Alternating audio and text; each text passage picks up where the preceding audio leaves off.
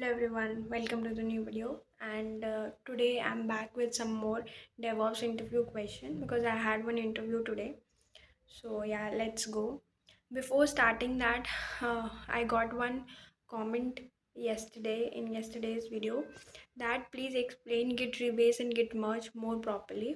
So yeah, today I'll discuss it with one diagram. So let's go. Git rebase is basically when we in development, when we do certain commits, when we merge it into when we do git rebase, then the commits are as it is.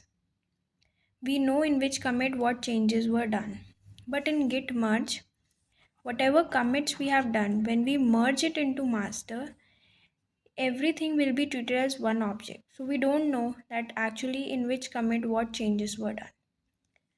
So this is what explains the difference between git rebase and git merge.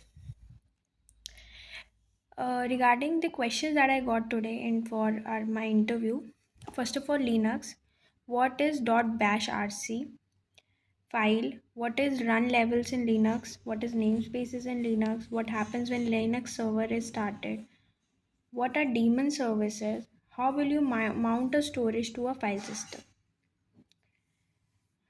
In Git, what is Git semantics? How will you resolve merge conflicts? What is the branching strategy that you follow? In Jenkins, he asked me to write pipeline script. Also guys, he asked me to write this out on a notepad. Similarly, he write me to write the pipeline script syntax and how you trigger pipeline for dev, QA and prod servers, like how it is getting, how are you deploying it. Basically that what he asked. For Docker, he asked me to write Docker file to install Python.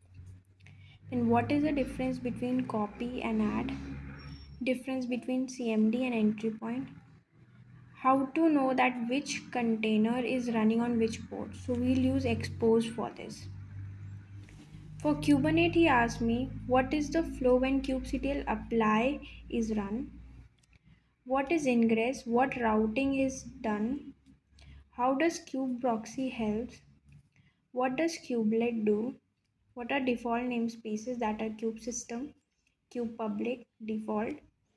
Examples of services which will be in cluster IP, like databases. So basically databases we have to keep in cluster IP because databases pods need to be communicating with their pods.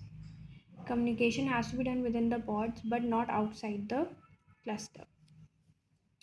In AWS, he asked me what subnets do. How do you define whether it is a public or private subnet? So if a subnet is attached to an internet gateway, it is a public subnet. But if it is not, then it's a private subnet. How you will access server in some other region. Like if you are in Mumbai and your office is in Pune.